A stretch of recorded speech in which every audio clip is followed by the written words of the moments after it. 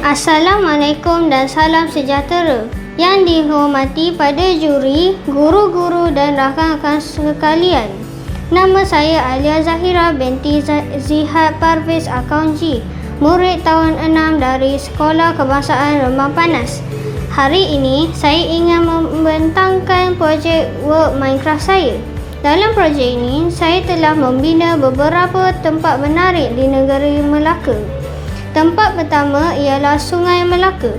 Sungai ini mempunyai sejarah yang penting kerana menjadi laluan utama perdagangan pada zaman Kesultanan Melaka dan kini menjadi kawasan pelancongan. Dalam Minecraft, saya membina sungai dengan suasana yang bersih dan cantik.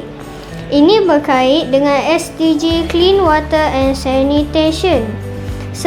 Kerana kita perlu menjaga kebersihan sungai agar tidak tercemar. Seterusnya ialah Theme Park Dragon. Taman tema ini merupakan tempat hiburan yang menyeronokkan untuk keluarga dan pelancong. Saya membina pelbagai permainan dalam dunia Minecraft. Tempat ini berkait dengan SDG Good Health and Wellbeing kerana aktiviti riadah dapat membantu kesihatan fizikal dan mental. Tempat ketiga ialah Jonker Street. Jonker Street terkenal sebagai kawasan bersejarah yang penuh dengan kedai tradisional dan budaya tempatan. Dalam Minecraft, saya membina deretan kedai dan suasana yang meriah.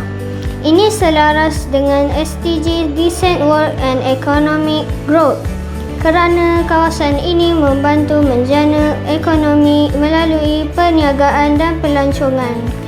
Akhir sekali ialah Zoo Melaka. Zoo ini menempatkan pelbagai jenis haiwan dan menjadi tempat pembelajaran serta rekreasi.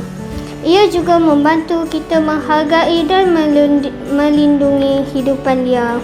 Kesimpulannya, projek work Minecraft ini membantu saya memahami kepentingan menjaga alam sekitar, kesihatan dan ekonomi dalam kehidupan seharian.